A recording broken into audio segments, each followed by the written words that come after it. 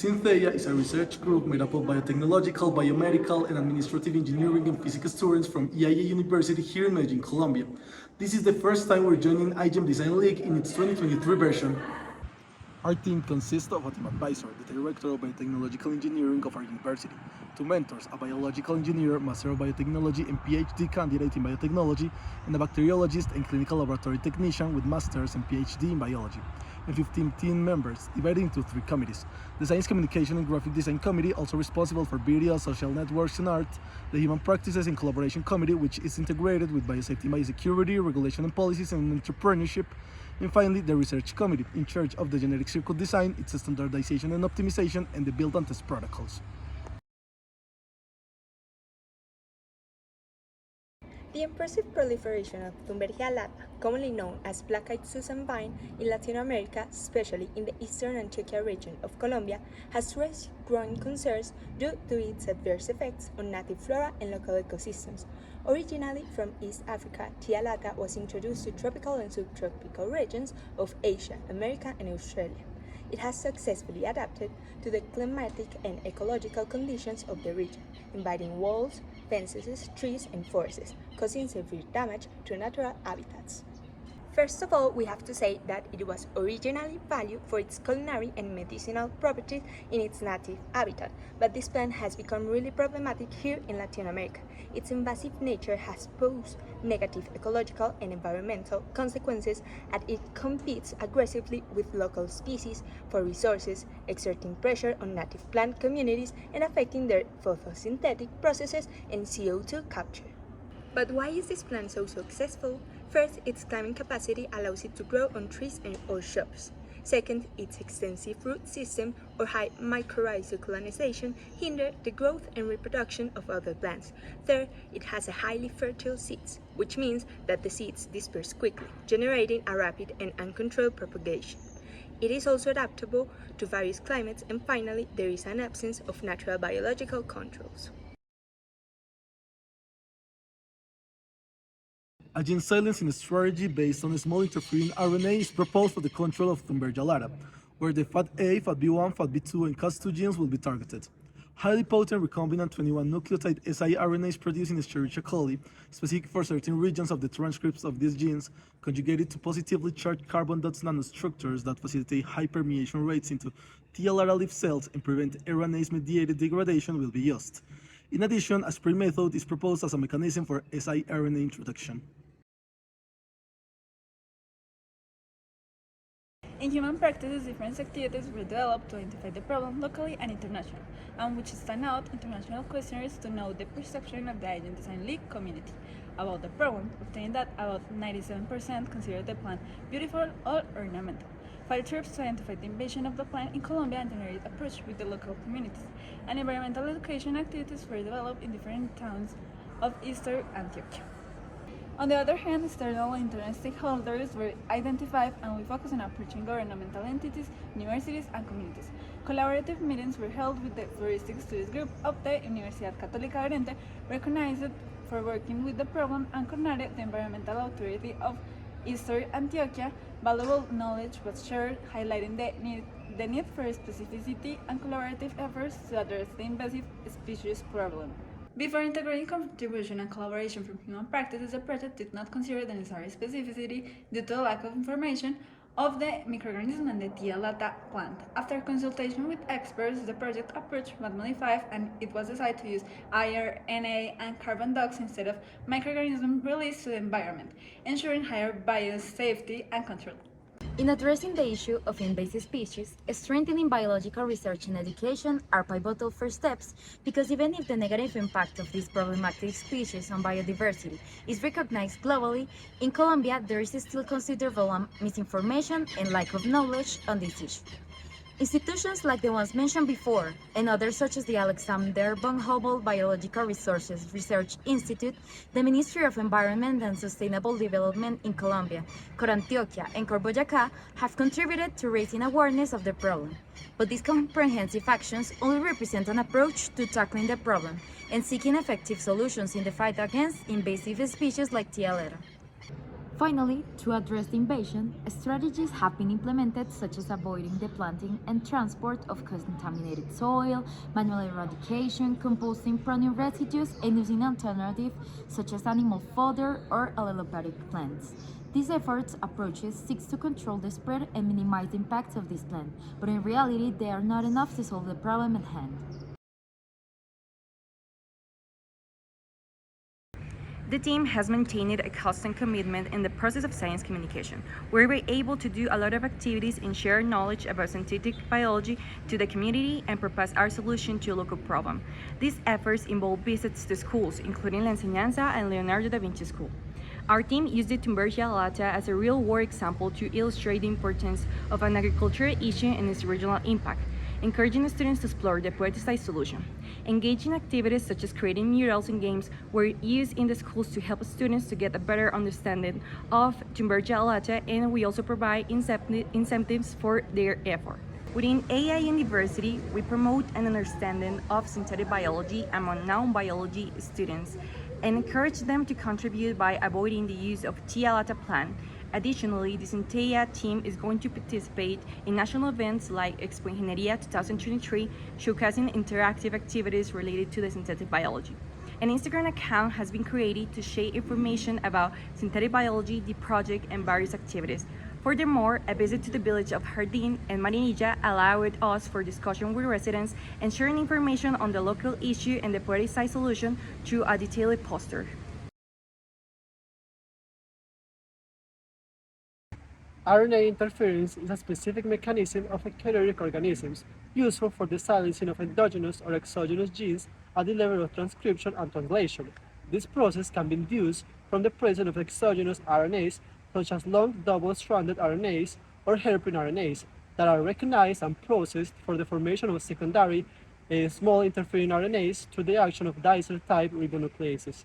The secondary siRNAs fragments generated with a size of 21 to 22 nucleotides are incorporated into the Argonaut-like proteins to form the silencing complex RISC, which facilitates the gene silencing by repressing the translation processes or by binding to the messenger RNAs for their cleavage.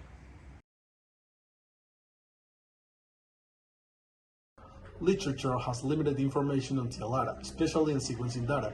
However, partial mRNA sequences were found for some genes related to fatty acid metabolism, FAT-A, FAT-B1, FAT-B2, and Cas2, of great metabolic importance for plant species and with regions sufficiently differentiated from other species to extract the coding sequence options proposed for the design of the genetic circuit.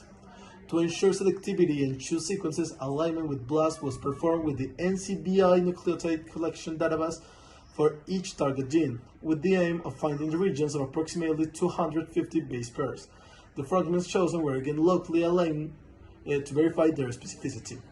FIs are major components of plant cell membranes and organelles and play an essential role in their structure, development, signaling, and stress response. They are precursors of their complex molecules. Some are converted into other messenger compounds. They are the substrate for the synthesis of storage lipids and have key functions in plastic development.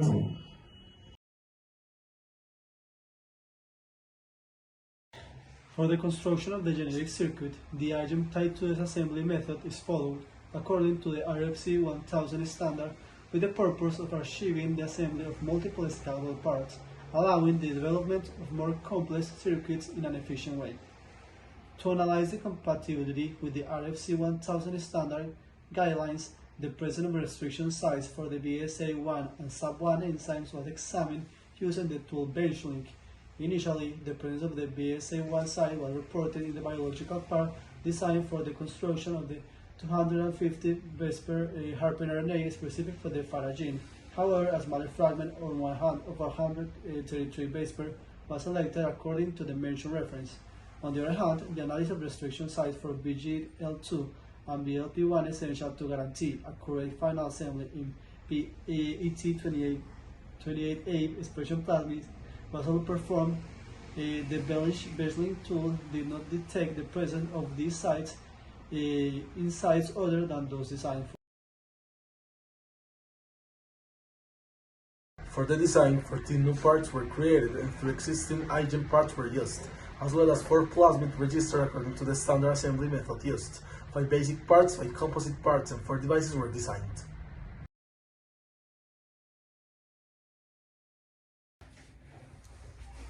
Initially, the BL21A1 strain of E. coli has a genomic cassette for the expression of T7 RNA polymerase inserted in the Arab locus, regulated under the Arabat promoter, which presents regulation being inducible in the presence of L-arabinose.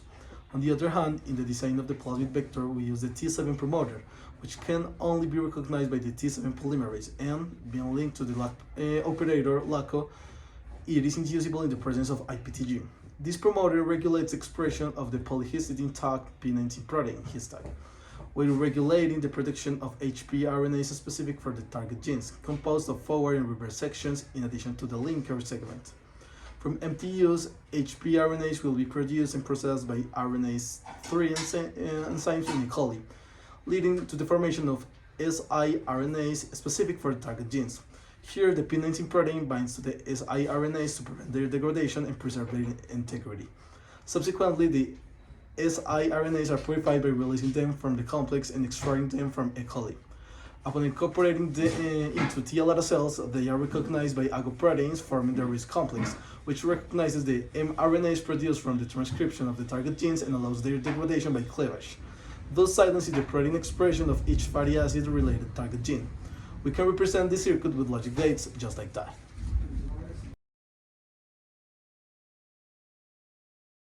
Different tools and strategies were used for the optimization and modeling of the relevant factors in the proposal. Initially, loss alignment was performed to analyze specificity, in addition to restriction analysis to ensure correct assembly in the expression vector. On the other hand, the analysis of the HP RNA-like structures formed with the selected sequences was performed, as well as the prediction of the possible siRNAs that could be produced from these sequences by means of different computational tools. Likewise, the three-dimensional structure of the P19 protein was analyzed in addition to the relevance parameters and the possible interaction that it can perform with the siRNAs. For the mathematical modeling, the steady-state or equilibrium concentration of HpRNA and P19 protein were estimated, first ignoring the induction of the T7 promoter based on the mass action law, and then taking it into account with Hill functions. From the latter, the concentration of siRNA produced under Michaelis-Menten enzyme kinetics was estimated.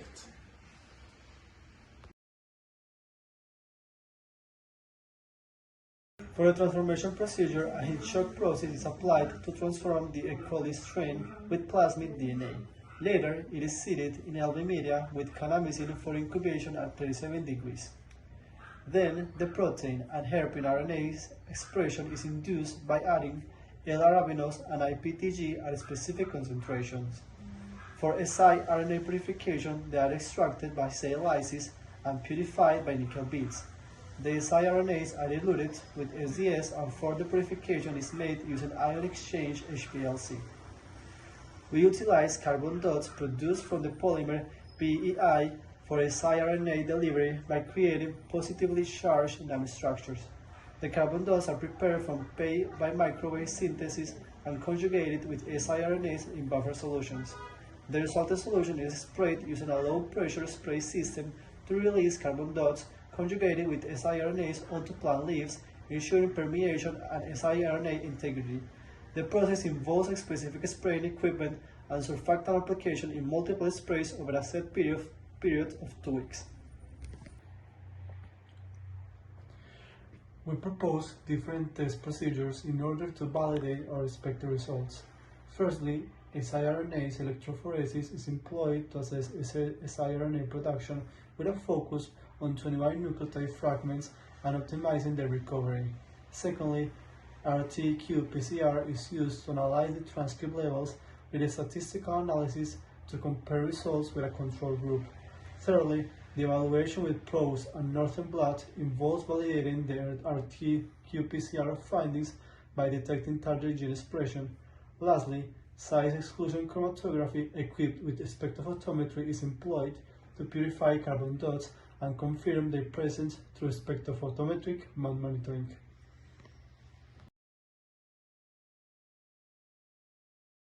In biosafety and biosecurity, we researched the main rules and laws we had to follow in the development of our project. The Protocol of Cartagena was our guide to know how we had to manipulate the organisms involved in our projects such as Tia Lata and ecology. We also followed the Article 18 of Decree 4525 of 2005, which establishes the National Biosafety Technical Committees in Colombia. The level of laboratories we need to use when our project is applied are level 1 or 2 as maximum due to the low risk the procedures entail such as RNA and carbon dots manipulation. The people involved in the project have to know how things like, how to use micropipettes, how to do sample collection, and the cleaning rules in the laboratory. We count on the approval of environmental entities such as CORNARE, which is the one who regulates and oversees that the rules are complied with in the region of Oriente Antioqueño, the one we chose for our project development.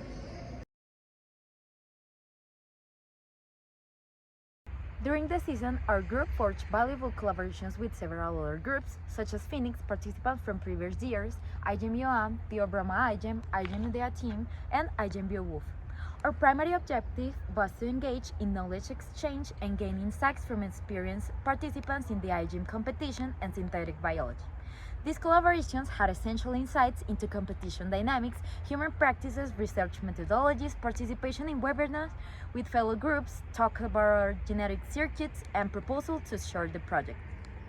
Each collaboration yielded distinct outcomes, but the most remarkable ones were the following. With the Tion Bromo team, we initiated discussions on the establishment of the National Network of Synthetic Biology Students in Colombia, uniting various stakeholders to promote synthetic biology awareness in Colombia. With them, we also inaugurated the virtual Colombian Symposium in Synthetic Biology, that it was made with several other groups, and we got to know more about their projects. We also formed an important partnership with the IGEM team, because both of our groups shared a core focus on addressing issues related to invasive plants.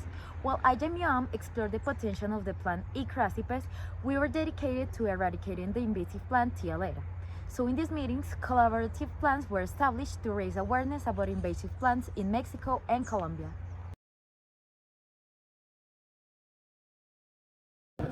Our main intention was to publicize the problem of Tia Lata invasion in the region, in order to raise awareness among the population through interactive tools such as first contest. We organized a photography contest where we invited the community to capture the reality of the problem, thus promoting awareness and reflection on the importance of addressing this ecological challenge. Second, video game. We developed an interactive video game that presented our solution poeticized to eradicate the invasive population, allowing players to understand in a playful way the potential positive impact of synthetic biology in solving environmental problems. Third, murals. After the talk in the schools, there was a space for creating murals where a visual synopsis of the topics discussed, such as synthetic biology, biotechnology, and the invasion of Tia Lata was made.